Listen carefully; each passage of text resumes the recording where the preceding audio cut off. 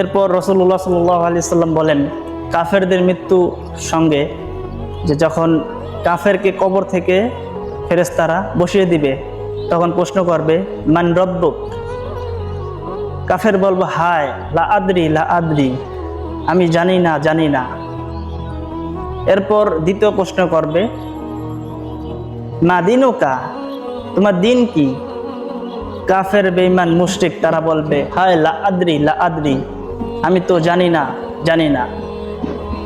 3 number প্রশ্ন করবে, নবীকে দেখানো হবে, বলা হবে, মাহার রাজুলুল্লাযী বুইসা ফিকুম, এই লোকটিকে কি তোমাদের কাছে প্রেরিত হয়েছিল, পাঠানো হয়েছিল? কাফের বেঈমান বলবে, হায় লা আদরি লা আদরি, আমি তো জানি না। এরপর আল্লাহ তাআলা গায়বী ভাবে বলে দিবেন, আন কাযাবা, সে তো মিথ্যা বলছে, সে তো